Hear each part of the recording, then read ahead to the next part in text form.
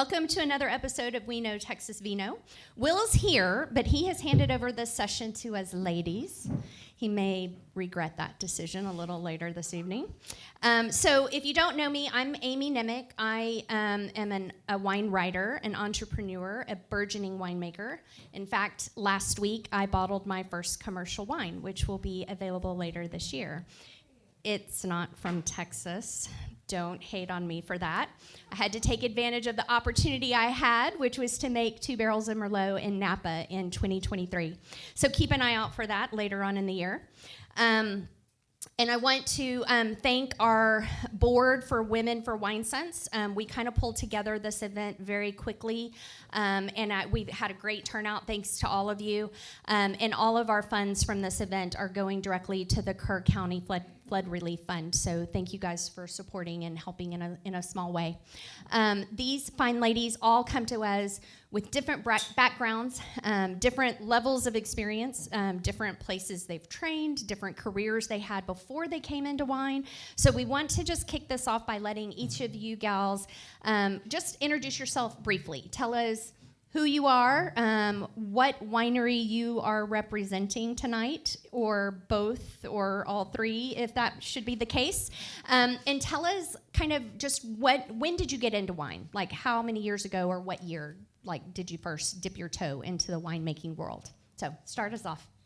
All right, I am Elena Arnott. I am the winemaker over at Longhorn Cellars. I've been there since 2020. Prior to that, I was at Benning Branch Winery. I started there as an intern in 2017. Prior to that, I was in the U.S. Air Force, so did that for 11 years. And yeah, that's my story. Was there a lot of wine in the Air Force? There is a lot of, all beverages, I'd say. Just curious. Well, I'm Remy Gregory. I am the assistant winemaker at Becker Vineyards, and then I also have my own brand, the Berg Wine Company, with my husband. I started making wine in 2020, so fairly kind of recently. So I was in college before that. So I'm Benedict Ryan. I'm probably the oldest person here, but most experienced. Most experienced. I graduated from winemaking school in France in 1987. And so I've been a winemaker. This will be my 38th harvest as a graduate winemaker. And I'm originally from France. I'm now the winemaker for many wineries. I'm representing two tonight from Ando Vineyards. I'm drinking the Roussanne 2022. And also in 2023, pushed by my kids, I finally created my own brand called Rhine Wines after our last name. So there you go. And I'm Janet Merchant. I'm the owner and winemaker for Portree Cellars. Been making wine for about 5 years now. Before that, I was in the petrochemical industry. Don't hate it on me. I was making and selling plastic. So not quite like wine. I was drinking a lot of wine. I've enjoyed a lot of wine throughout my life. So my husband came up with this idea, and we launched into it a few years ago. So happy to be here. Awesome. As you can see, varied backgrounds, which is part of what makes wine so very cool. So I would like to hear from each of you, can you pinpoint an aha moment that made you say, you know what, I think I want to make wine? And Janet, I'm going to have you start this time. Okay. I guess my aha moment, we were making wine at home in probably 2018, 19, 20. And my aha moment was when I actually started working in a cellar, professional cellar, in 2021. And I found that I just fell in love with it. I love working with people. I love crafting a product that people enjoy, brings back a memory or creates a memory. I love the art of it. Love the science too.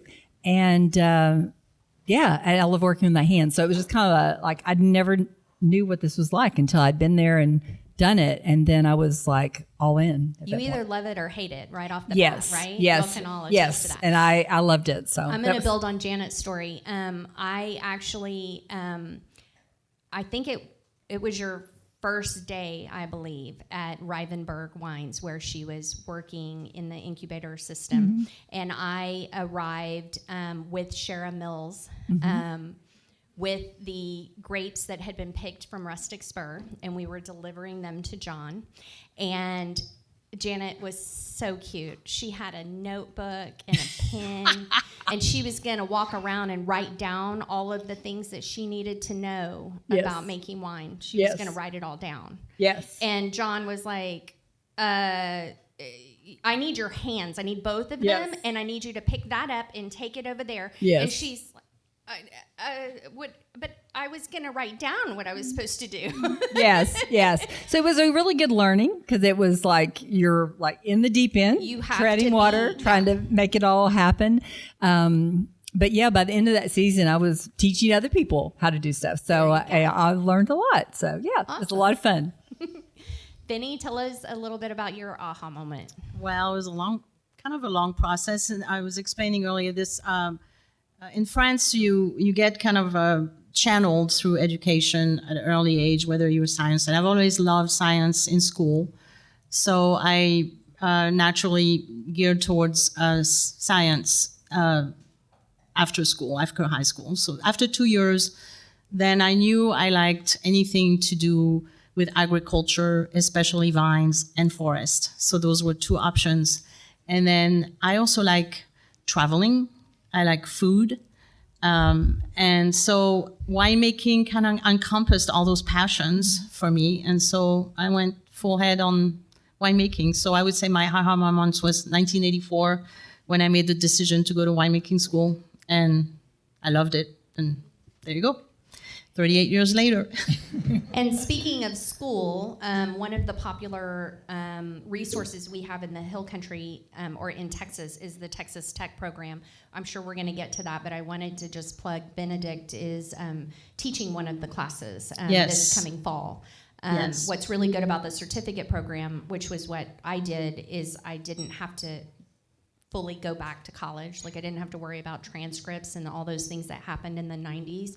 And and I could just jump in and start learning it's a more flexible way of getting your basics down. Yes, So- it's continuous education. And as I'm getting a veteran winemaker now, especially as a female winemaker, I've always said, now I want to give back. I've been blessed for 38 years with a profession that I absolutely loved. And so giving back, through education, mentoring, is very important to me. And so the class I teach is sanitation and microbiology. And it's continuous education. It's 10 weeks. I do not teach that class during harvest. That was the only reason I would do it. So it's usually from January or February. It's a 10-week class, and there's hands-on microbiology. And it's- literally it's right here in the Hill any Country. winemaker can just take it. You don't have to Yes. take all of it. You can just No. do that Yep. one class. Yes, it's continuous education, which we'll get to that subject. How can we improve the wine industry? And, yeah. We'll talk about that.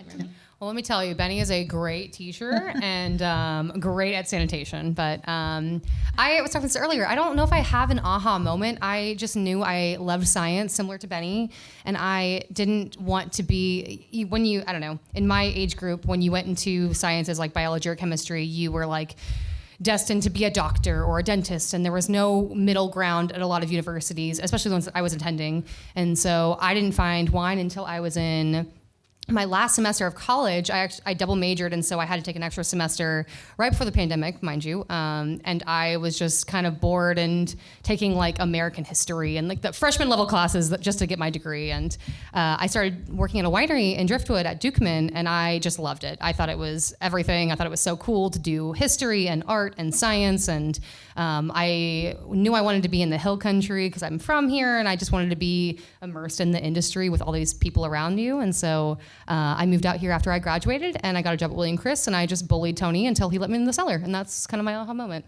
Just bulldozing your way through life. That's pretty much until do it, right? until they say yes. Yeah, just like please, I'll scrub floors, please. And he's like, fine, just come on. And so I don't know. My aha moment was like it was not a moment. It was just like an experience, I guess. But Awesome. So military, drinking a lot, we've already established, right? Yeah. What made you say, I should be a winemaker next?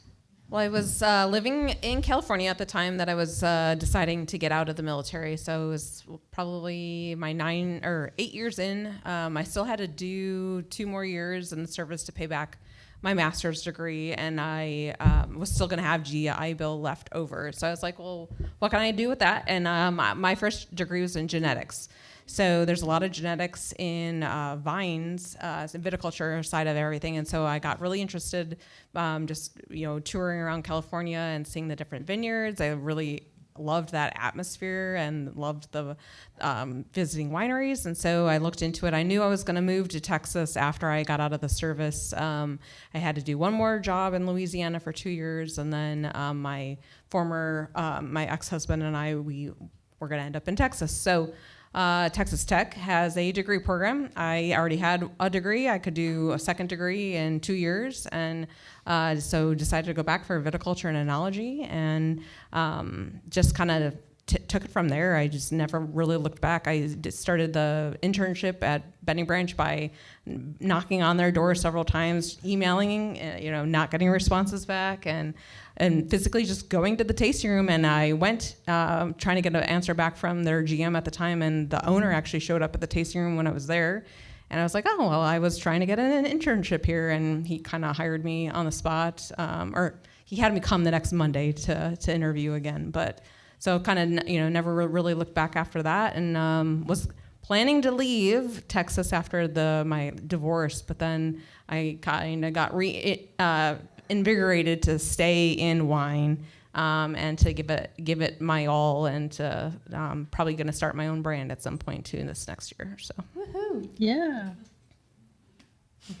Does anyone know the name for a grapevine geneticist? No one knows? I'm probably going to say it wrong. Viti It's something. ampelographer. Oh, ampelography. Yeah. Look at you learning new shit today. I love it. So definitely a range of experiences. Some of you have kind of already touched on it, but for those of you who have more to add, can you kind of run through a brief timeline of where you've been in your wine career? Like, share with us where, Benny's like, that's a long career.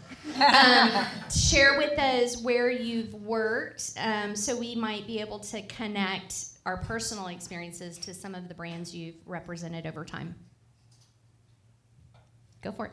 You want me to start? Yeah. So started at Benning Branch Winery. They are also one of the larger custom crush winemakers. Before a lot of the other ones kind of came on board. I mean, now we have a lot more with Asia's Vintage and Rivenberg's incubator. And I mean, I think a lot of people do a custom crush too at bigger places. But so started at Benning Branch. So there's probably a lot of brands that I've touched at some point or another. And that's actually where I got my job at Longhorn Cellars, because they started as a custom crush client at Benning Branch. So we started with their grapes from their vineyards back in 2018, and then kind of got on board with them as their assistant winemaker and then their winemaker. And now we are starting our own custom crush facility at Longhorn Cellars. So we that's where Burrell, we make 4 of their wines for them. So they have, I think, all female winemakers for all of their labels, but we've got 2 reds, 2 whites, currently under label with them. And so yeah, that's kind of my background so far. So. And then a new brand coming up. And at then, some point in the yes. future. So I'm gonna start my own brand, and it will be made at Longhorn Cellars. Do you have a name yet? I'm still working on that, but probably something, yet to be divulged. Okay. So I'm going to jump in here real quick, Remy. Pardon my interruption. 2 things. One is that from the very beginning, I should have given a nod and a thank you to Burrell Vineyards, where we are hosted tonight. So Burrell is a tasting room that features all female crafted wines. So it's a perfect setting for this podcast, and for some future panel discussions that we have lined up. Right, Will? Nod your head. The other thing, so thank you, Brandon, for having us. It's a great spot. And if you haven't been here, they do a wonderful tasting experience where you learn about several different female winemakers. The other thing I wanted to touch on is, for anyone who doesn't know, custom crush is the term that we use when a winery makes a wine for a label other than their own. So it usually is done in a way that the the label, the owner of the winery, who needs to buy wine, needs to have wine made. They usually have ideas of what style they want, what grape they want to work with, and there's usually input from that owner, and then it's up to that custom crush winemaker to formulate the wines and make it in the vision for that brand. So as Elena said, that we now have several facilities that do this, and everyone has had experience to some level with that. But Remy, go ahead and jump in with your timeline. Yeah, so mine is much probably shorter. I started at William Chris in 2019 in the cellar at 2020, and then I did a brief internship in Oregon in 2020 after the Texas harvest. And then I came back and I was working adjunct with William Chris Vineyards and also Lost Straw Cellars because they merged the year prior. And so that was kind of a cluster of working with everyone and everything, which is great. And then the next year, I jumped over to Coleman Cellars with Benny and did a vintage with her. And then the next year after that, I got a job with Becker Vineyards, and I've been there ever since. So, and then my husband and I started our brand in 2021, which sounds crazy saying it out loud, telling you all that I graduated in 2019, but it's worked out fine. We're doing great. And so we've been doing that ever since, too, adjunct to my full-time jobs. So, yeah. Awesome. Oh, thank you. Real quick, tell us where someone can buy your wines other than buying your red tonight. Yeah, you can buy it at the www.theberg.wine online. We sell online, and then we have some locations in Fredericksburg and Driftwood, but that's on our website, so it's all there. And soon to have a pop-up here in the future, Soon. after harvest. After harvest, yeah. Harvest happened a little earlier than we wanted, but we're here, and hopefully we'll be back soon. So. Now, Janet, we're going to jump to you. We're going to leave Benny for last on this one because it's going to take her a second. She's still thinking and adding up all those years. I need to remember everything. Okay. So, I guess my experience in wine really started when I was in the cellar in 2021. And it was a great experience because we crushed like 350 tons, of which I only did a fraction of that. But I lived and worked in Kerrville throughout harvest and worked on everybody else's wine. So it was just an amazing experience to be able to see a lot of success, some things that were challenging you had to work through that, may not have been my wine. So it was as an incubator was a great way to kind of learn about winemaking. I had done the Texas Technology program, and so that was great, but that's kind of book learning. And so getting that experience, and then I did it again the next year and the next year and the next year. And so it's been a really good experience to kind of get the hands-on experience, not just to my wines and have to learn kind of in a vacuum, but to learn amongst other winemakers what makes and a good wine. it's great to get that feedback from multiple people, right? Yes. So tell us, you guys purchased your property. It's on Sandy Road, if y'all know, on Highway 290. On the corner there is Untamed. And then there's, 2 more gates and then Portree on the right. So when did you open the tasting room and plant your vines there? So the vines were planted in 2021. And our tasting room opened about a year and a half ago. So we had a harvest the last 2 years, small harvest, and we just started harvesting yesterday. We harvested our whites, Fiano and Malvasia Bianca. So we have about 7 acres planted, and so it's very exciting to start getting your own fruit off your own property. So, Are you still using Rivenberg's facility? yes, for now. Great. Now, yeah. All right, Benny.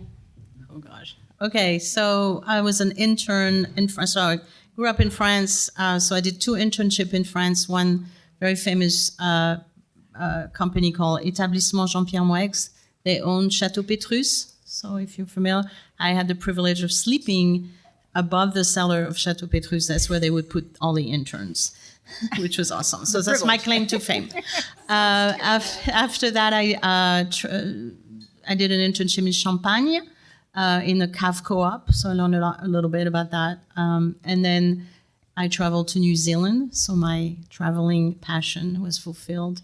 There I worked for Mathieu Valley, internship, Mathieu Valley Wines.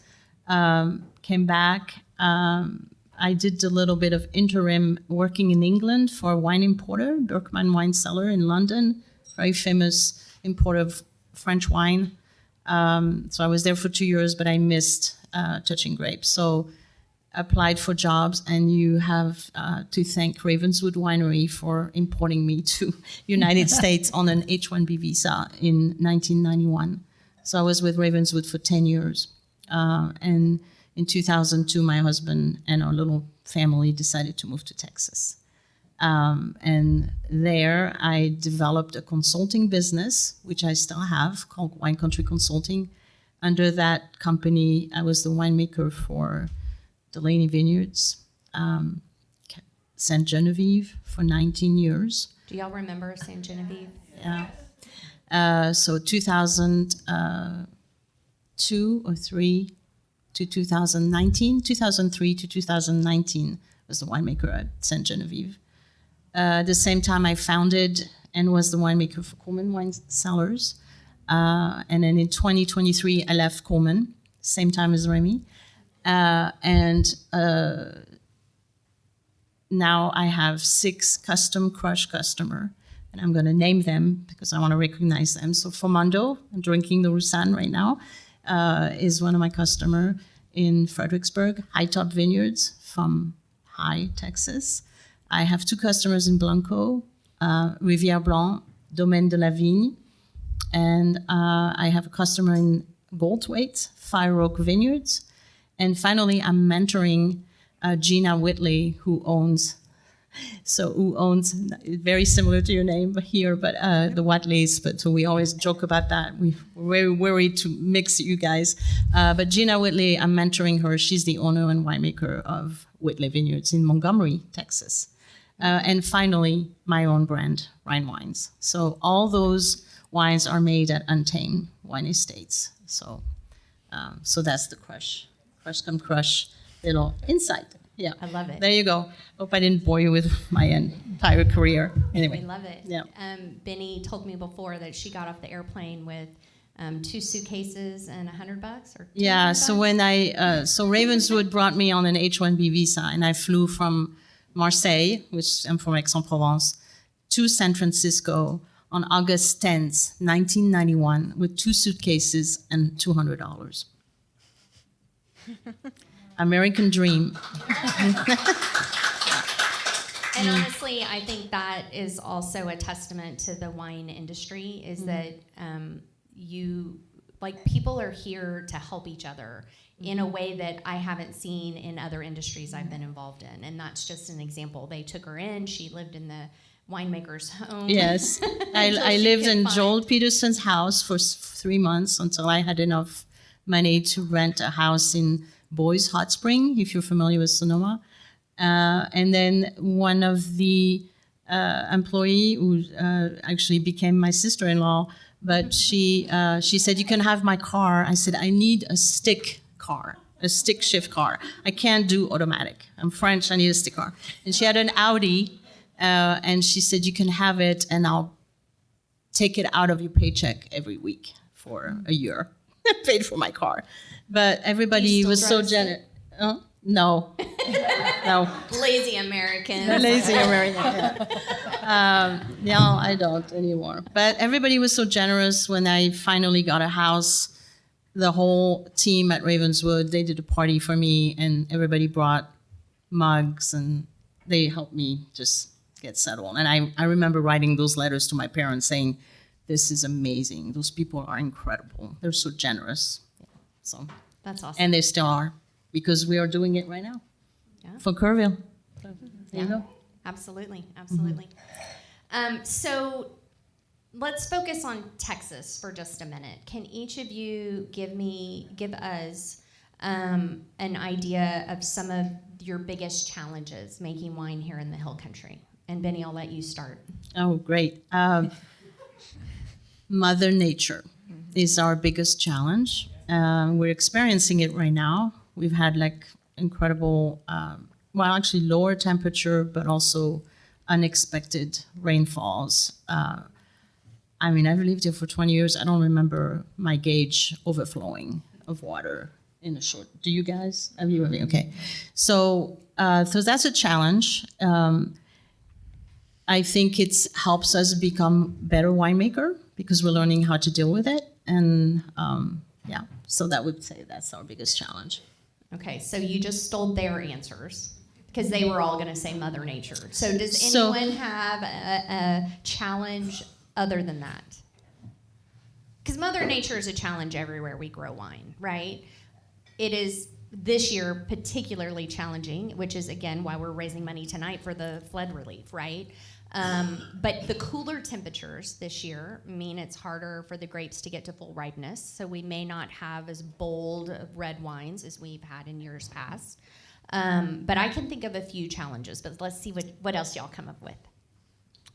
I have another one too, but Labor is always a challenge in this area. It's very, very expensive to live, even in Johnson City. I mean, I grew up in Dripping Springs in the 90s, I would say. And even back then, like, it wasn't a sought after place as it is now. And so even when I first moved here after college, I was shocked that I was paying the same price in Fredericksburg, Texas, as I was in downtown Austin. Like, I was off of right above the river in central Austin, and I could have a 1-bedroom, and it was expensive, but you're paying for convenience, and then you're living in Fredericksburg in a shack. I lived in a 100-square-foot cabin, actually, in Stonewall by Albert Ice House on the road. It was a colorful cabin. You probably pass by it all the time. My floorboard fell out from underneath the cabin, and I was paying the same price, and I was just shocked. But anyway, I think that labor is a huge problem because people have to commute in, and that commute is brutal. It's mileage. It's not just like traffic. And yeah, the wine industry is not, you don't get into it to make millions and millions of dollars. You do it because you love it.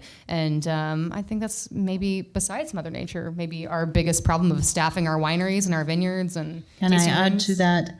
I'm going to add a little adjective to labor: educated labor. Yeah. Skills labor. Yeah, or skilled. Thank you. I think it's not just in the cellar, though. I mean, our tasting rooms struggle with that, and I know several people pop to mind that started in the cellar and really wanted to make wine, but couldn't make a living wage in the cellar, so they had to shift to the tasting room because at least at that low tasting room rate, they were getting tips. Yeah. And so I think it's important to recognize that working in the cellar is extremely hard. It is very physically and mentally demanding, and it doesn't pay very well. So I'm not trying to discourage any and everyone from working in the cellar, but these are realities that you have to think about. But we'll talk a little bit more about that a little later on. Any other challenges you guys want to throw in there? I'd bring in just the logistics of Yeah, that was in my mind too. So logistics of moving the grapes from the vineyard to the winery is a huge challenge. I believe just because it's not still 80%, but it's probably still above 70% of the grapes are grown in the high plains, and then over 90% of the wineries are in the hill country. So to get those grapes to the winery with enough integrity left, both in the grapes, the spoilage, organisms and all that other stuff, and then just the actual trucking companies. I mean, there's so many times that you design your pick around when you can get a truck to the vineyard, a driver, as opposed to when the grapes should actually be picked because of their ripeness and their phenolic maturity and all that other stuff. So we're often picking based on when I can get a driver to that vineyard with a truck that's refrigerated, and are they going to do all the other measurements that you would like them to do to your fruit? Because for me, I'm a 2-person crew, which I do have a very good skilled laborer. I'll do a shout out to my assistant Katie. She and her husband, they live in an RV in order to afford to live in Fredericksburg and be 10 minutes from our winery. For both her and her husband are both vineyard or winery workers, and so it's a challenge with the logistics. But yeah, to get a driver to go get the fruit is a hard part. So It's not even just the fruit. So or to get The the bins there winemaker- too. You got to to get your get bins there the- first. So I am struggling to get a truck to take a pallet of wine from Untamed to the winery in North Texas that paid for that wine. Right. But there aren't any trucks available to just take that one pallet. And so the wine is sitting at Untamed, probably in the way because it's time for harvest, right? But we don't have a refrigerated truck. So it's like, okay, do we rent a U-Haul and just drive it up there? Well, that's a terrible idea because it's hot, but it's not as hot as it usually is. Right. So maybe that is a valid idea. So Drive at night. logistics is Yeah, terrible. nighttime. Yeah, you drive through the night, right? Yeah. But you have to Which- get your bins there too before harvest. Yes. Like so, I mean- and most vineyards don't want all of your bins there They don't all have at room. once. They don't have room there, or they're gonna get dirty waiting for the rest of your fruit to be available. So yeah, they only want the bins for that one pick at that time, and they're 7-8 hour drive away, and Yeah, so- and one way. Can I add? So distance is a challenge, even for the winemaker. I like to go see my vineyards before they get harvested. I put so many miles on my car during harvest, but I'm adamant I have to be there. This is the last check before we harvest. It's 6 to 7 hours, and sometimes you just harvest that night, and then you come back. After 3 hours of sleep to be back there before the grapes arrives. So that's a challenge, I would say, for sure.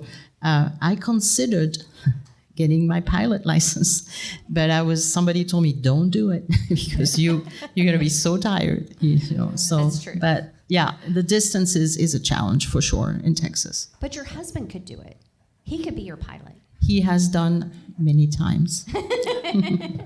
Janet, do you have anything to add? I guess the only thing I would add is the challenge in getting the consumer to drink Texas wine. Great. Because I love making wine and I'd love to make more wine, but there are still a whole lot of people in Texas that don't drink Texas wine. So it's not necessarily a winemaking challenge, but because I want to make more, I want them to drink more so I can make more. So I think that is a challenge to convince people that we make awesome wine. For sure. We're going to circle back to that at the Okay. end, kind of my closing question there. So Texas is a big state. It's pretty much the size of France. It's bigger than France. But people say, or people ask or expect to learn what is the best grape for Texas. And we know that France does not have one grape, and any one region still doesn't have one grape, right? So I don't expect you guys to say there is one grape for Texas, but I am curious which grapes you feel are well suited to Texas, and it can be more than one. I'll let you start.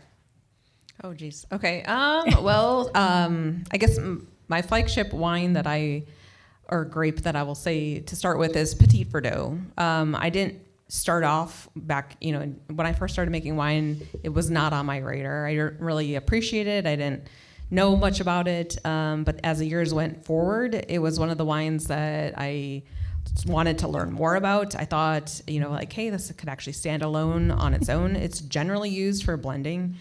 People really don't use it as a single varietal in other countries too. But to me, it grows very well here, and we've had some vintages where I have pushed, the owners to make, let it be a standalone. Even though we didn't get a lot of it, we bottled a standalone Petit Verdot, and then we also did still put it into the blends to bolster the other wines up. So for me, that's a wine that is very great for Texas, because there's years where the cab is going to be flabby, or something else is going to not have what it needs to have to stand alone as its own varietal. And so Petit Verdot can help that one be a better blend, and then it can also stand alone as its own. So to me, that's my more favorite wine right now, if I could pick one to start. Do you prefer Hill Country over High Plains, or vice versa, or? I've so far appreciated both. I've worked with both. I haven't been able to get the Hill Country again since 2021,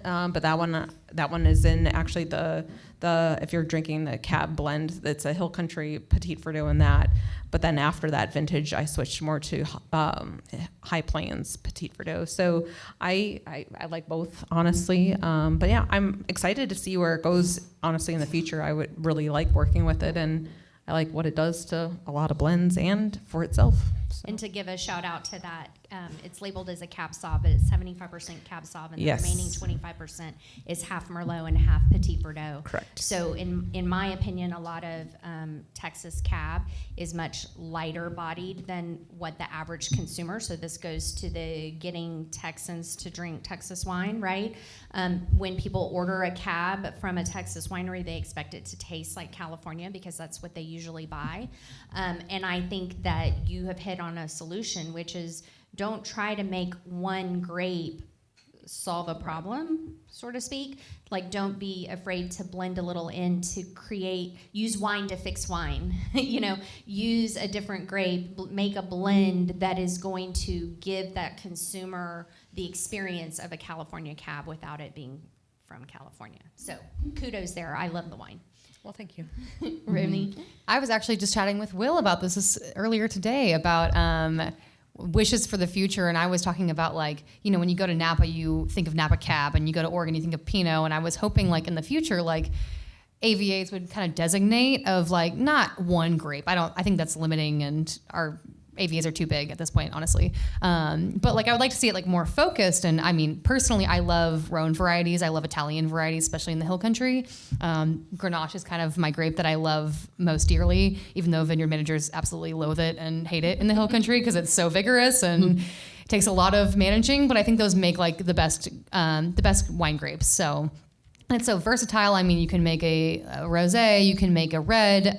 For our brand specifically, we make a lot of blends, similar to what y'all are saying of maybe one variety doesn't need to stand up, and we don't have to present one variety to make it stand up because we have an ideology that it has to be 100% Mourvèdre. Like, you can blend some other things into it. And my husband's France. Yeah, for teaching us that. and my husband's a vineyard manager, and honestly, like, when we talk about like grapes and growing grapes and making wine from those grapes, it's like the amalgamation of multiple things together makes it a better wine. And so, like, from what we've really loved, it's been Rhone varieties, Mourvèdre, Grenache, Syrah, Petit Syrah, if it's not humid and wet like it is this year.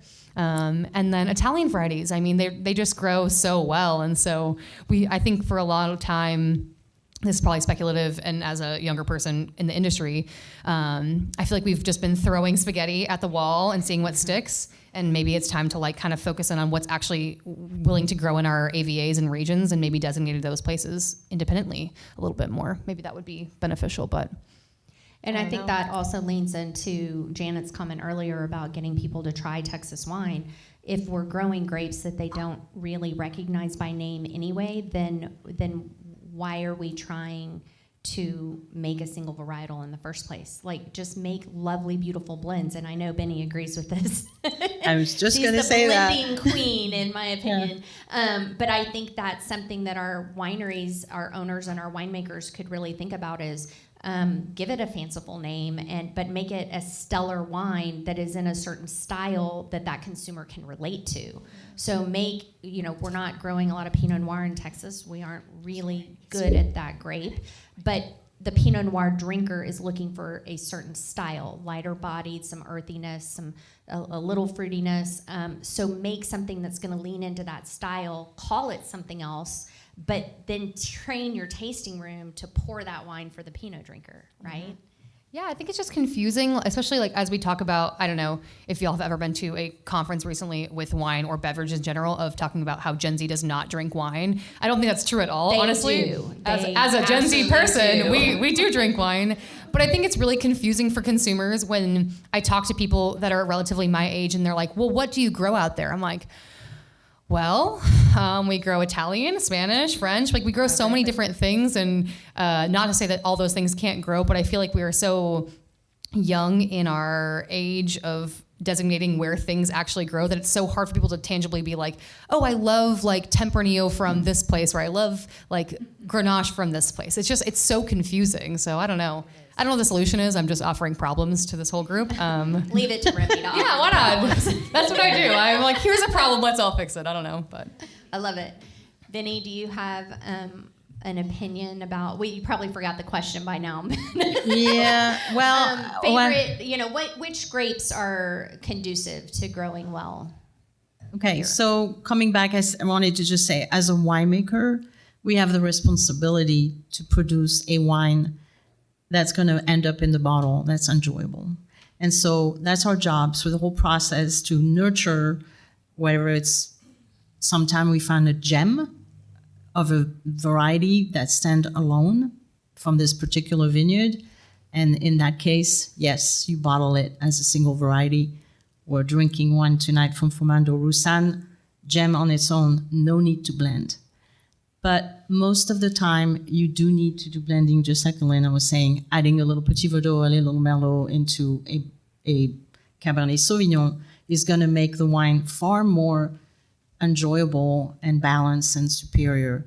So that's our responsibility to do that, and not like you were mentioning, Remy, having the ideology, no, I'm going to make 100% Cabernet Sauvignon.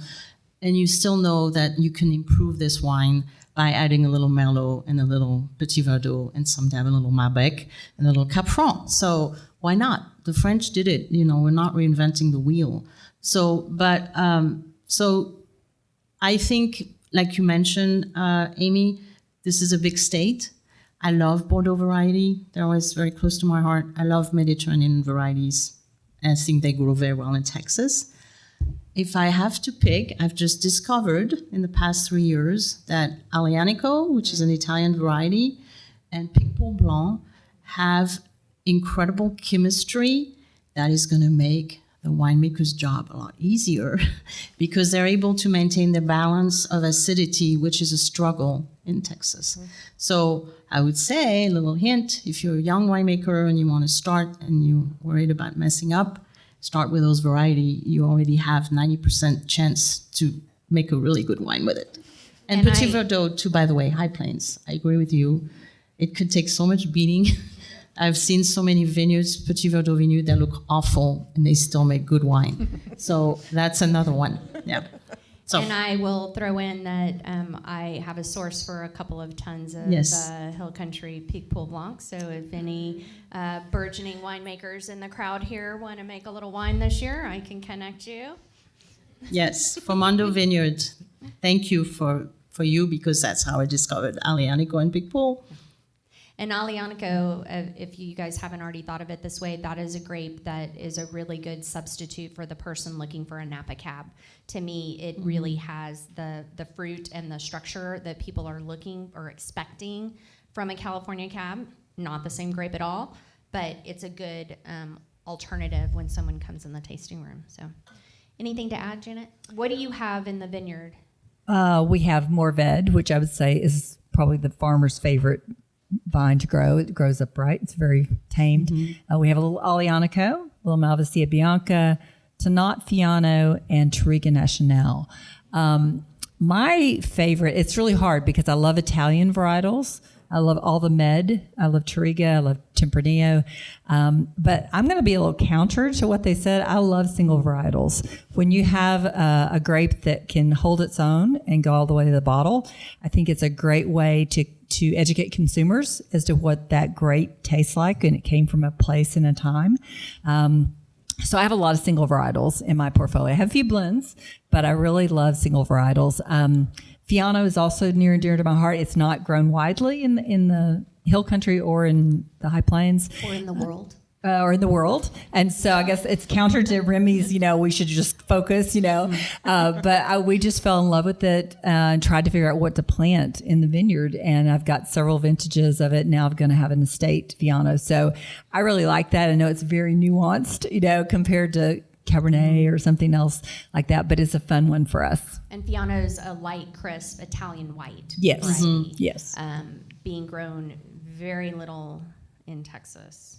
Comparatively, yes. I think with your acreage, are we at like 8 acres in the state? Probably, yeah. I think it's 8 acres. Yeah, it's very nuanced. Very little. But it's great, and hers has been wonderful.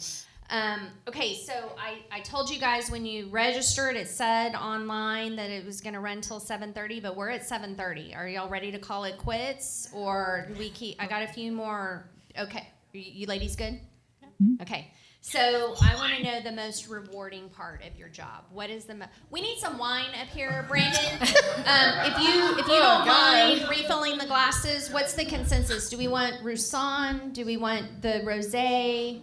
Do we want the Cab? Whatever you have. Okay, so Everything if we was can get some wine delicious. in the glasses, then we're going to keep going. Is that good? If anyone needs to leave, you can just bow out. We won't judge you much behind your back when you leave.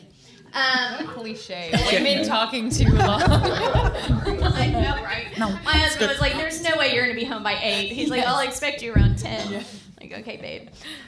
So I want to know the most rewarding part of your job. So for some of you, your job has several arms. So Janet, you are dealing not only with making the wine, but you've got the vineyard and the tasting room. Now, you're not physically handling 100% of the duties for all of those roles. But when I ask you this question about your most rewarding part, I'd like for you to think about all of that. And then for those of you making Custom Crush or making wine for yourself and for the company you work for, think about like your favorite part. Maybe you have two answers. Maybe one is for your own brand and the other is for where you spend your days. So I'll let you start, Janet. Okay. I think my most favorite part is when you pour a wine for someone and they go, "Oh, I really like that." There's something about that internally to me that is just, it's all worth it at that point, because you created something, you've got it all the way to bottle. You know, I've started putting my art on the labels. You created this whole package product, and someone goes, "I really like that. It brings back a memory. I want to buy this. I want to share it with other people." To me, that's the most rewarding part of it all. I agree. And even just saying that, like, gave me chills. Like, even just, oh, I love this wine. It's like, yes, I love to hear that. Yes. Go ahead, sorry. Same thing. Sharing my passion with, so being able to feel that you have passion and you're able to share that with people, then they love that, to hear your stories. But also same thing, especially when you have resistant people. When they come and they say, "I don't like rosé. I normally don't like to drink rosé." So in the case of my Rhine wine, I said, "Please just try it a little bit." "Oh, it's the best rosé I ever had." So like just seeing that the fruit of your labor is being enjoyed, and like tonight, look at all of you and all the wines and the charcuterie board. Thank you for that. And we're all together, and you all have a smile on your face. That is super rewarding. Thank you. Oh, and I'll add on to that. Yeah. If someone says, "I don't like Texas wine, I don't like California wine," yeah. and they drink it and they go, "This is pretty good." Yeah. Like, Yeah. Duh. thank you. And isn't it even, going back to your previous career, Janet, like, this is so much more fun than anything we did before, right? Yes. Yes. Yes. Yeah, I operated nuclear missiles before. That's what I did in the military. This is much more fun. Not so much fun. No. That's a little stressful. It's a little lot more stressful. stressful. That could be a great bumper sticker at Elena. Trade missile for bottle of wine. I love that. Do you have anything to add, Remy? Yeah, I mean, similar to y'all, of course, I love sharing wine with people. That's the best part of the entire job. I think, like, I have two answers since I do two very different things. The first answer, the best feeling, is the last day you press your last fruit is like, there's nothing like it, where you're finally free and it's just like a weight off your shoulders. All your wines are in barrel, they're put away, or they're like safer, I don't know.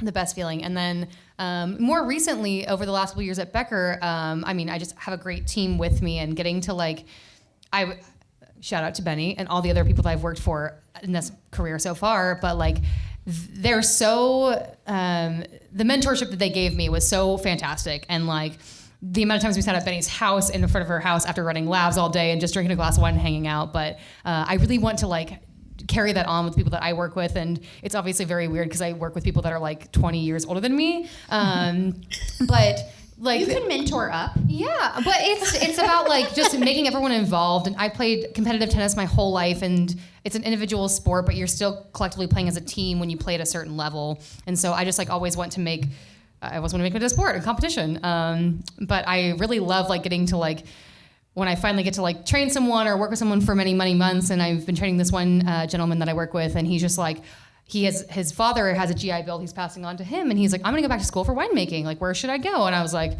Texas Tech, or he was like, "I want to go back to California." He worked previous vintages and stuff, but just like, that's so rewarding of like, oh, thank you, like seeing that you've like believed in me or like helped me and like figured out what I wanted to do with my life. I've just been working as a cellar hand and just paying the bills and idling by, and it's a really cool feeling. And I don't think it's entirely because of me, but just because like giving someone the opportunity to like maybe move up or maybe find their passion like I found my passion with other people previously before me. That's just such a great feeling of like developing our industry and welcoming people. And sometimes it's really tough. Sometimes you don't get welcomed like you need to in certain industries, and I don't want that to happen to people. So I love that. And again, I go back to it's hard to make a living in the cellar. I mean, and so when you can have someone who knows that it's hard to make a living in the cellar and they still are interested, and you can help them find the right path so that they can be the most efficient in getting to where they want to be, I think that's helpful too.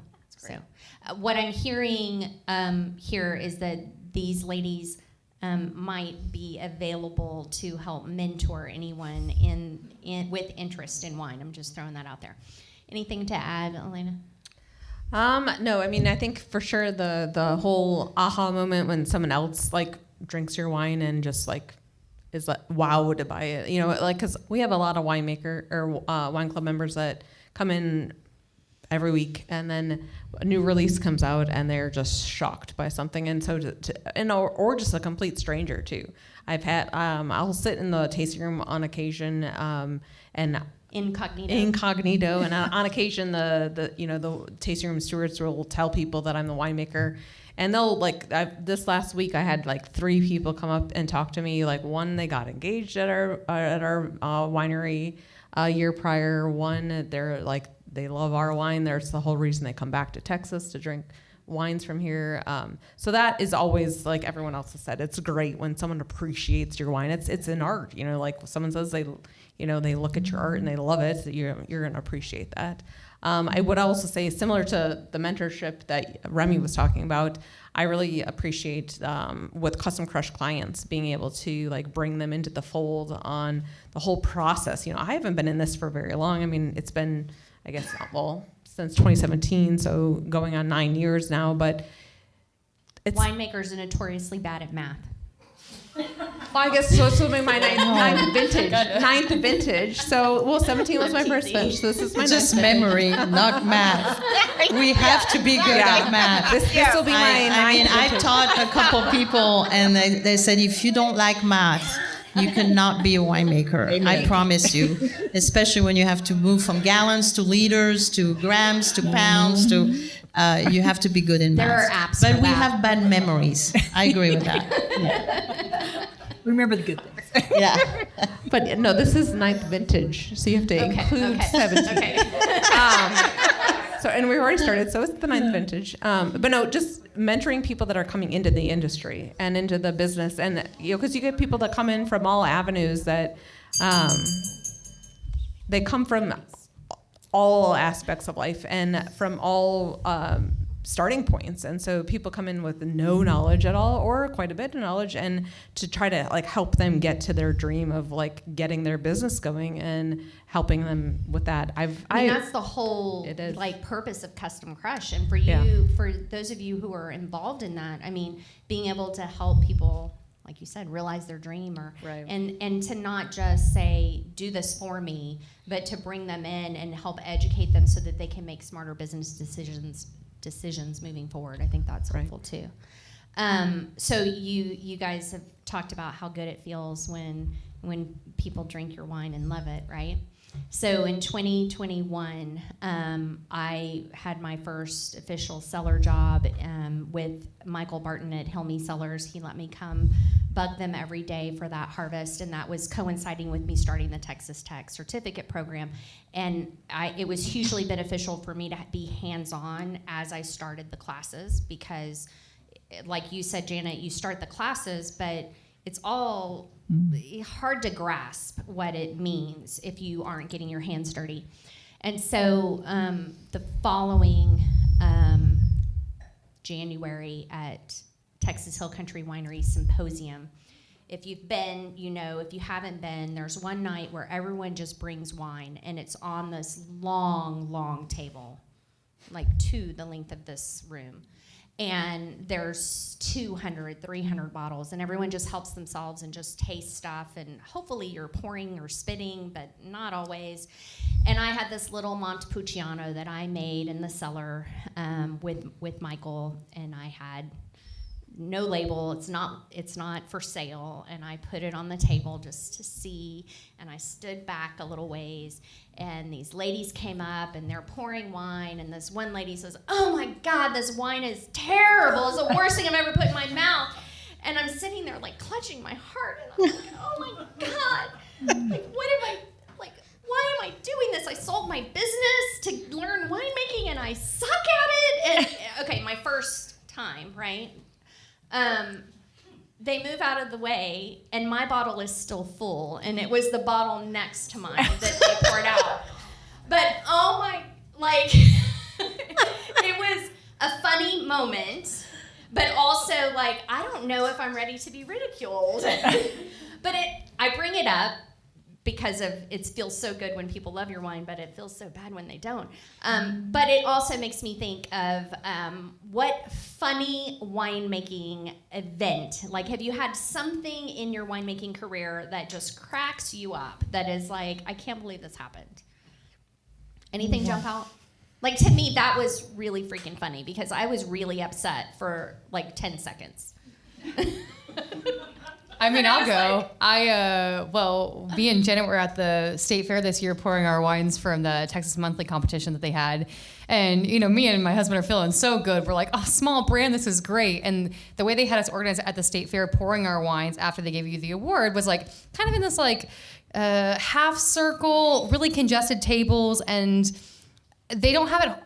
It's kind of strange because they just like file everyone through there, but there's all the other it's like in the Go Texan event at the state fair. So that thing is crazy busy. And so everyone is just in a line as far as you can see, keep going down. And these young girls, I'm like, oh, young people, great. I can definitely connect with you, whatever. We're talking, I pour them the wine and they're like, this is the worst thing I've ever tasted. And I look at my husband and I'm like, oh my God, you know? And she was like, but thank you for letting me try it. She was so nice about it, but she was just like, I hated this. Thank you so much. And continued on. I was just so thrown off. I went to get some water for a second. I was like, oh my God. It hurts. Like right? you really, I mean like, okay, everyone has a different opinion. Every palate's different, but it was just like so aggressively like, we hated this wine. Oh. Thank you. And what do? You just stand there and you're just smiling. You're waiting for the next person to come along. You're like, okay, well, I'm looking around. I'm like, does anyone else? Do they hate every wine? I don't know, but that's the only thing I think of. They probably drink peach wine. You know, I don't care. It's great. And everyone has their own palate. It was just so... I was almost impressed by someone who was that bold to be like, I really disdain something that much. I'm going to let you know that. Like, good for you. That's great. I don't know. This is why you have sales reps. Yes, good point. We shouldn't be doing this ourselves. It's very stressful. It's humbling. It's really humbling. Anyone else have a funny moment you can think of? Can't think of any. I mean, I can think of things I did in the cellar, but like, you know, overflowing a tank. Oh yeah. Which is Pumping the wrong tank into another tank. not funny in the moment. Learning how to swear in English in New Zealand. Yeah, but that's it. Like that's all I can remember. What's your favorite French swear word? Mary? I don't know if I can say that on there. There's two ladies on there. You know, we swear a lot when we drive. So you have to drive with me, and there's somebody in front that exasperate me, and then you will hear the yeah. That was my husband's Challenge discovery of France for the first time. Like, Bleep, that's bleep, bleep. it. Bleep, bleep, bleep. Yeah. Okay, so I think I am thankful that Texas wine has been in the national spotlight in several national publications over the last year and a half, maybe even 2 years. It seems like we've had a big presence. There's a couple of writers who've done a really good job. Amy Beth Wright is one of them. She's had several pieces about Texas wine that have been in Wine Enthusiast. And I think that with that publicity, we kind of have a double-edged sword, and this is maybe a heated question. So because Texas is in the spotlight, we have existing brands from other places that are wanting to come into Texas. We still have not all Texas wine drinkers are drinking Texas. And so I feel like we have challenges, which we already touched on, but there's some concern that in the Hill Country, with the number of wineries we already have and the number of new spots opening up, there's some concern that we're oversaturated. So I want to put you gals, up to the fire here and tell me, do you feel like we're oversaturated with tasting rooms and wineries, or do you feel like it's something that's going to work itself out? Well, I'm a math person because I'm a Okay. winemaker. Okay. And I think if we just had more people drinking Texas wine, we wouldn't have an oversaturation problem, right? Because I don't know, it's 2, 3, 4%. It's a very small percentage of people that drink Texas wine in Texas. So I think if more people would drink locally, then I think you would have plenty of consumers, right? So I think that's the issue to address, is educating the consumer. Sort of the cart before the horse kind of thing. It's Yeah. like how, like Yeah, we I think have if- the cart, we have the horse. How do we? Yeah, and I'm really excited that Texas is getting a lot more press, a lot of positive press about the wines and the experience, and the fact that Californians are wanting to come here is a positive in itself, right? That there's a lot of stuff going on. So hopefully that will continue to build, and you'll have more people interested in Texas wine and exploring that. So I'm hopeful. Hopeful. Yeah. I like that outlook. Anyone else have input? I think we just need to elevate the quality and the experience of the Texas agree. wine. And then, so we're not saturated because we still have to get there. So that's my point of view. And I disagree. I like to drink French wine and California wines and Oregon wines and Washington wines. I enjoy Texas wine as well. So I think it's an open market. Let's just elevate our quality and our experiences, and it's smooth riding after that. I promise you. Yeah, I got a lot of thoughts. Very goldfish brain too, but no, I think there's so many different avenues you could take with this conversation, and I think anyone who went to the Texas Hill Country Symposium last year, James Tidwell, who's a master som, he gave the closing speech. He's very eloquent too. He's an amazing speaker, but he was talking a lot about Texas and our longevity of like how we kind of had it in the 70s, and then we just couldn't band together and figure it out in the mid years, and now we have another opportunity with all of this press. And I think that's always our biggest. Every industry too. We're always our biggest problem. And I think there's a lot of ways. We are, as a state, every business is independent. So whatever you choose to do with your business, that should be respected and fine. I also think too, like, I'm a Texan, born and raised. I lived in Austin, born in Austin, raised in Austin, lived here my whole life. My parents did too. And I love making a Texas commodity. I think it's fantastic. I think it's great. I think the integrity of having Texas fruit and making great Texas wine is what we need to go towards. But I'm not here to judge anyone for their business model. That's our state's legislation. If they want to criticize that and change it, we should change it in legislation. It shouldn't be inter-winery cattiness. Although I love a Facebook post that has like 97 comments. I live for that every morning going into work, like drinking coffee, scrolling, like, okay, what are we talking about? But that's probably, I'm going to get in trouble with that one. I'm a blunt person, but I really do think Texas should be there, on the grand scale. But the fact of the matter is that most of Texas wine is drank in Texas. We don't distribute outside of the state, and I think that's a difference between Oregon and California and Washington. We distribute outside of those states. They come bring it in. We don't really do that yet, and I just think we need to figure it out. We need to figure out our own state, and then we need to disperse and go there. But I agree with both Janet and Benny, like on similar things of like, I love Texas, and I think we should be making Texas wines, and our restaurants should be carrying Texas wines. I also think that comes with producing better quality over the board. And yeah, I'm going to end it with that.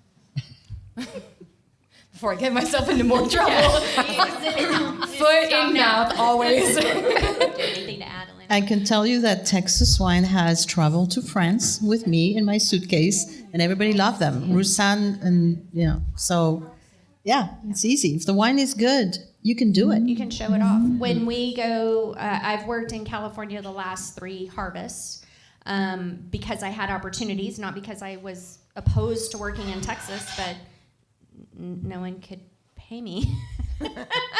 But we always go with a couple of cases of our Texas wine of the moment, and my husband and I give it out right and left to every nice tasting room person that we have a good experience with.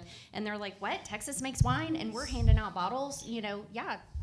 take it home, try it with your friends, and then we go back the next year and they're like, oh my God, you're the gal that brought us the wonderful Texas wine. I'm gonna be a Nazi here.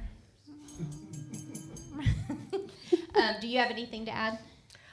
No, I would just say, I mean, I would agree with everything everyone else has said already, but I would say we need to take Texas wine more outside of the state as well. I mean, Benny's taken it to France. I've taken it to France myself as well. I took it to a wine competition over there. I'm a judge in international wine competitions and in other states in the United States as well. So I've taken our Texas wine to New York, to other, to France. And I think the more we can take our wine out of state and prove to other people, because I've had so many people say we want to get more Texas wine into their competitions and into their states. Shipping is a concern and an issue in a lot of states, but the more we can showcase it outward is great. And I agree 100% that our restaurants here in Texas need to get more on board in having more Texas wine on their menus, because it's, to me, there's some that don't have any. Like here in Fredericksburg alone, I mean, how many wineries do you have like within 5 minutes of you? And they also claim to be like farm to table, and I'm like, you don't have one Texas wine. Like, if you had one, I would give you a pass. I'm a pretty easygoing person, but not one. Like, how about three? Just three. Just something. Just three. Yeah. Amongst all your other ones. Yeah. So that would be my big proponent, is for more local restaurants in all of Texas wine regions to get wine on their menu. So. Okay, so I'm going to build on this a little bit. What can our guests tonight, our listeners to the podcast, if you were to tell people what is something that they as a consumer could do to help the Texas industry, do you have anything you could throw out there for them? Well, specifically, if you go to a restaurant and you eat at their restaurant, ask your waiter, say, do you have any Texas wine on your menu? And if they say no, say, please tell your manager, your owner, I'd really appreciate a Texas wine on your menu. And the more you say that, the more they hear that, the more they're going to look to do it. Jeff, do you still have those cards on the website? That's right. Okay, so txwinelover.com. Fantastic, important resource for anyone who's wanting to find, taste, buy wine in Texas. There is, where is it on the menu? I should know. It's under Fun Stuff. Under Fun Stuff, scroll down, and there is a card you can print on your home printer that is for you to leave at a restaurant to tell them that you would like Texas wine on their menu. And you can even fill in a suggested winery or specific wine that you would like for them to carry. So getting one of those is not going to be impactful to the restaurant. They're going to say, who's this yahoo leaving me this scrap of paper? But if everyone here did that at your favorite local restaurant, that could be impactful. They start getting these little slips of paper and they're like, hey, this week 20 people said they would like to see Texas wine on our menu. So thank you, Jeff, for having that resource. So it's txwinelover.com/card. Easy. txwinelover.com/card, C-A-R-D. Easy. Everyone should do that. Okay, any other suggestions? How can our average wine consumer help boost the Texas industry? I would say the winery needs to invite those managers of those restaurants to their winery. Good idea. Because, if you're asking a waiter, and they're busy, and it's unlikely it's not going to pass on to the wine manager. Good point. So do some special get together of 4 of us. Hey, let's use this beautiful table. You invite the managers. You treat them a nice little food pairing with your wines. Brandon, I'm making eyes at you. Like I see an event coming. So that's not necessarily you. That's us. Getting together and all right, let's make that happen. Anything to add? Yeah, I would think maybe also wineries need to continue to push. It's hard. Push with cold calls, whatever, with restaurants, places out there, and say, hey, can I come pour you some wine? They're absolutely fabulous Texas wines. And you get a lot of no's, get a lot of no's, but occasionally you get a yes. And I think you just kind of keep crawling forward to try to keep pushing it out there too. For you, just buy our wines, invite your friends, Yes. have dinner with them, and pour our wines. And that's kind of like the trickling effect. Oh, I ripple tried this. So, like for you, it's like support us and buy our wines and serve them to all your friends. I'll add one more thing to that too. One thing I've been trying to do in the last couple of years is to support everybody else that's in the Texas wine industry. So I myself, as a winemaker, try to get out and buy more Texas wine from my colleagues and take them to dinner parties, like you just said. well. So more we can promote that ourselves, the better. Yes. Yep. Yeah, for sure. And also too, like there's this is probably anti my day job, but I think there's a lot of like really cool small brands. It's like you want to start your own brand. Benny has her own brand. Janet, you're a small winery too. Like there's a lot of people like, I mean, Becker's very big and I love them and support them. Please buy their wine. Great. They're fantastic. But I also think like there's a lot of and a lot of regions are built off of the small people that do a couple like boutique wine stuff. So get out there, see the small people, support them, so the industry can keep growing and more people can be doing it. And Amy and your wine, I know. Merlot. yeah. Merlot. And don't judge her. It's fine. It's It's California. It's okay. don't judge her. It's fine. And this is one way that Burrell's going to be helping with this cause as well, is making this space, the schoolhouse, available for pop-ups, so that these small brands can either come in, you know, maybe they're somewhere else in the state, but they can come into to Fredericksburg, or for you guys that don't have a tasting room, you know, you've got a spot. For you, Janet, you've got a tasting room, and it's beautiful. It's one of the best views in the Hill Country. But you're closer to Johnson City, so, you know, we'll give you an opportunity to pour out here, too. Do we have a few questions? It looks like Kathy has something to say. I really don't have a question, I just have a suggestion. Like John Rivenbaugh has Drink Texas, Texas is a tag. We have Drink More Texas from Bodega Vino. Can we agree on something that we might all use to support drinking more Texas? To have a clear message. Clear message. Yeah. Clear message in the tags. Clear and consistent. Yeah. I'll let you tackle that. I appreciate Because sometimes getting everyone to agree is a challenge, but I do think that having a clear message is important. I'll even poke the bear a little bit. You know, the San Antonio Rodeo. Will's over here saying, ooh. So the San Antonio Rodeo, which is huge for raising money for scholarships, and they have a wine competition, which I have served as a volunteer for. But they chose to make wine available with their own label at the rodeo, and it is not Texas wine. Now, I will say, in their defense, the one or two places they contacted gave them a price that was outside the budget because they are selling the wine to raise money for the scholarships. So I understand that, and they bought wine that they could get at a low price in California. But if they had asked the right people, we could have made that happen. And I say we because I would have helped put them in contact with the right people, right? So we need those entities that have wine competitions, that are raising money, that are especially agriculture related. We need those to buy into Texas too, right? 100%.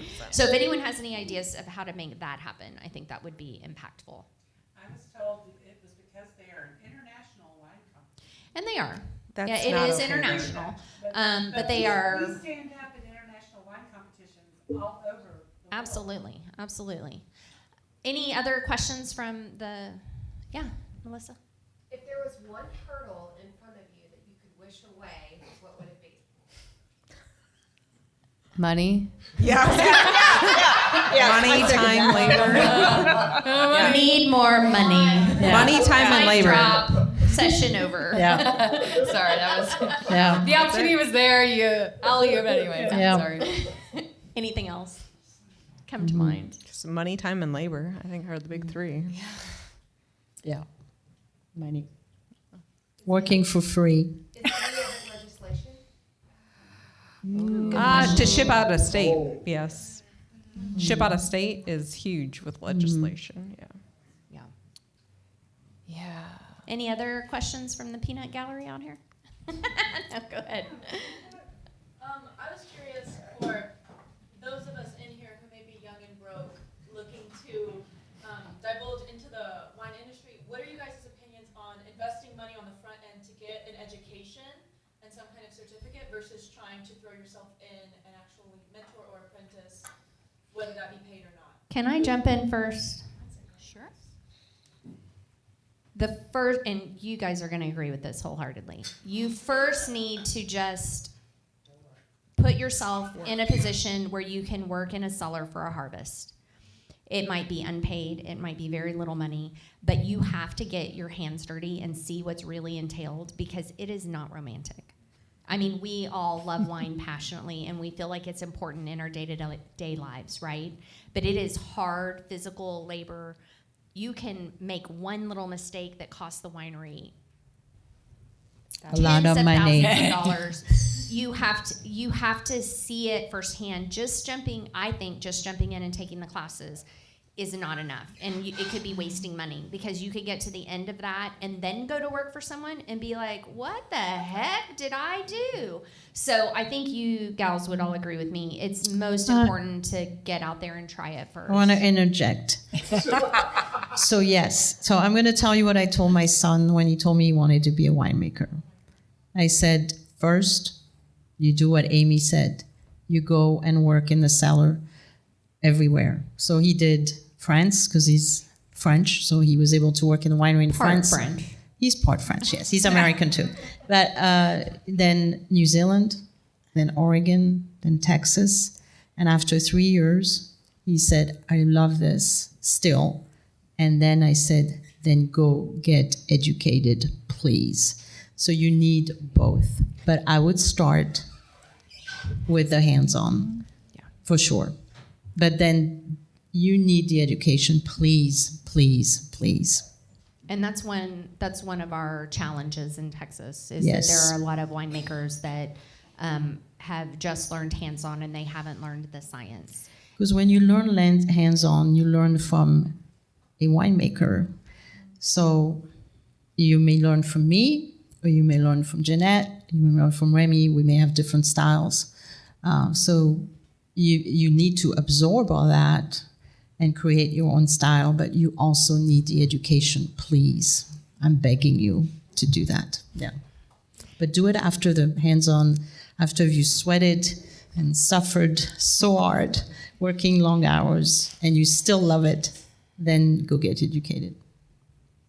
And there's plenty of places you can get education. Texas, but also you can go And since California. the pandemic, a lot of, so many of our schools have gone virtual, and you can do almost anything online. Yes, you can do it So, online. Yeah. Yeah. And then it will be so much easier because you'll be seeing on paper stuff that you have already seen hands-on, and it's going to be making so much more sense for you. But you will get the tools to solve issues when you are facing issues, thanks to your education. Absolutely. So there you go. Yeah, I'm going to add to that on to Benny. Like, even if any science background in this Yes. is going to be better than a School of Hard Knocks, I think that you can definitely have an amazing career doing that. But I think no matter what, you're always going to like have to go over that hurdle of like, I didn't do any sciences related to winemaking or vineyard growing or any of that, but the science background always helps because you can like it's all the same thing. It's all relative. It's microbiology applied to something. It's just applied science. So I think that always benefits you, and it always looks better on a resume. And I hate to say that, but if I'm hiring someone in our cellar, if they have a little bit of science experience and no experience versus maybe a couple years experience, but no like formal education, like I'm probably gonna take the education, and I know that's horrible of me, but you can kind of train that and you can apply those same principles and stuff. It's just it's applied science, And science this will is- help you grow the louder too. So like if you don't do that, then you're going to be a cellar rat for the rest of your life. Yeah.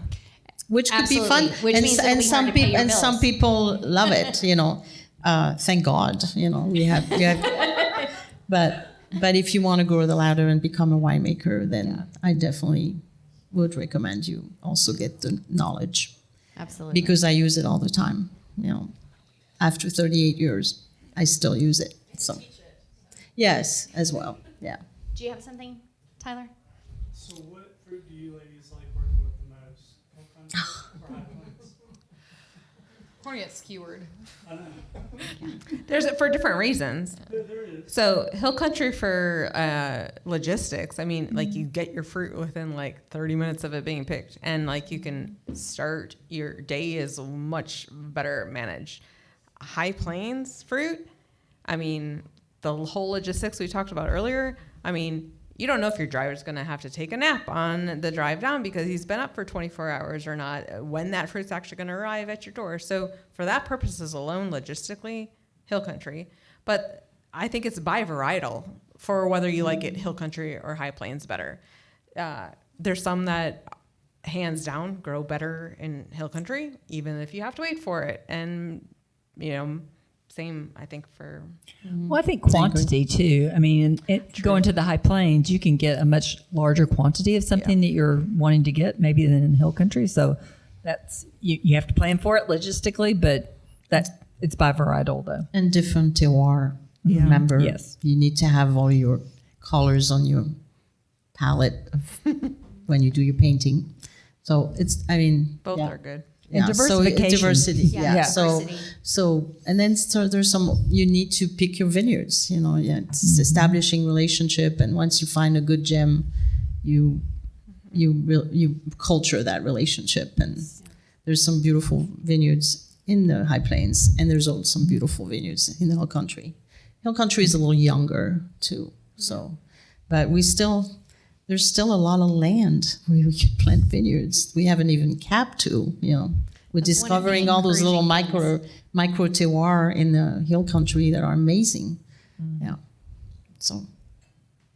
Yeah, and the not glamorous part, but the price difference is insane. I mean, you get As Hill well, Country yes. fruit versus High Plains fruit versus Mason fruit. Like those all have their own different like labor costs, and you pay for convenience, and that's great. And not anything new. Y'all have just said this too. I think it's bivarietal. That's the biggest distinction. But you're basically growing in like a humid, hot climate here, and then you grow in like high desert in the High Plains. So it obviously just grows differently. And yeah, I'm gonna go back on my soapbox of like I think that there's varieties that grow better here probably versus the High Plains, and we can all pick and choose. And with the uncertainty of the climate in Texas, you can have a vineyard that's completely devastated by hail or freeze. So if you put all your eggs in one basket, guess what? So it's good to have all that diversity, West Texas, North Texas, even the Gulf, you know, and the Hill Country. So don't put all your eggs in one basket.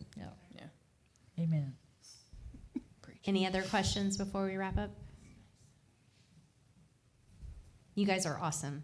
Thank you, ladies, for being here. Harvest has already started in the Hill Country, so I know that carving out time to be here this evening was probably a challenge, so I appreciate all of you.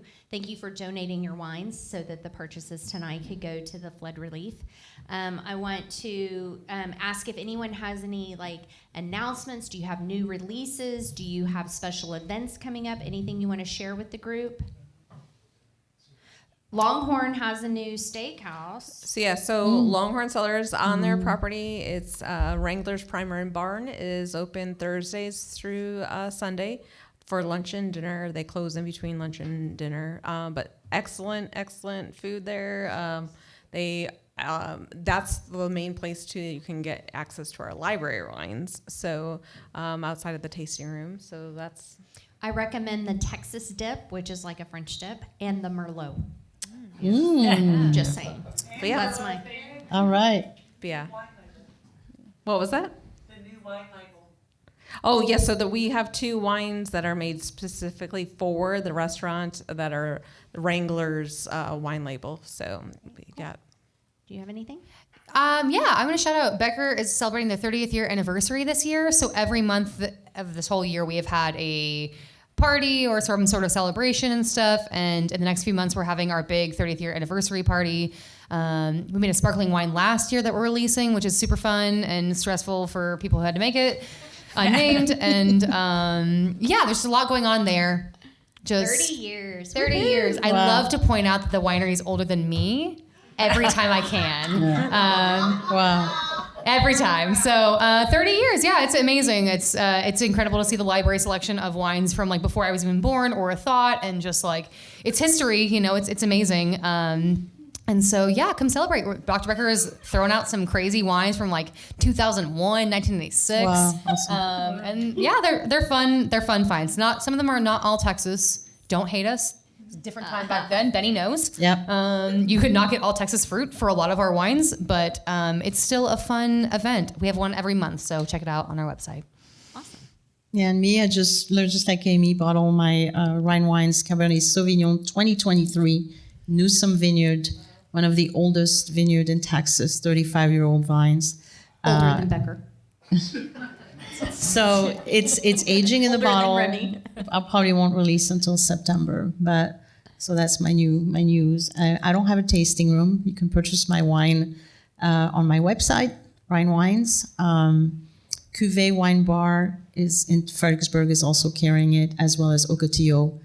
Ocotillo, you can get the little sample or the you buy the They have cards. the little machine that Yeah, you use. in a the little machine. card So to we're in the swipe machine and at you the can do Cotillo a Wine Bar. taste or So glass. that's where you can find it too. So And a pop-up here at Burrell soon, after harvest. yes. And for Mondo, Roussanne, special story about that Roussanne, from the Hunt Vineyard. Oh, we haven't touched on that, do we? Yes. Just like 2 minutes. 2 minutes to talk about the Roussanne you're drinking if you have in your glass, 2022. So this is a vineyard called LG Vineyards at Bridges Basket in Hunt. The vineyard was planted in 2020. Formondo, under Formondo labels, we made the wine in 22, 23, and 24. And the flooding completely destroyed the vineyard. So those are little gem bottles. It's probably never going to be replicated. I don't know, but it's gone. The vineyard is gone. And so, very special.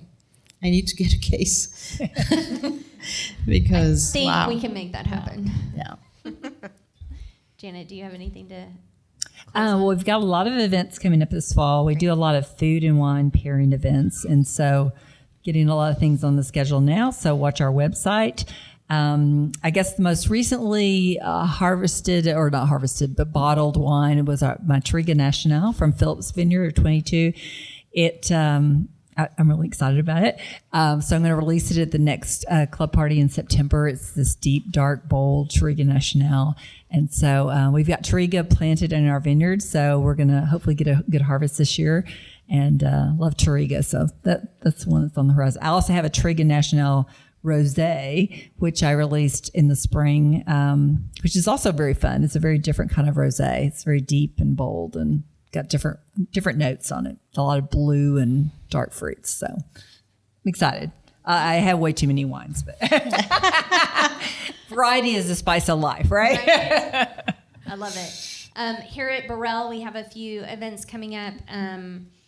We are starting in August, Friday Flight Club.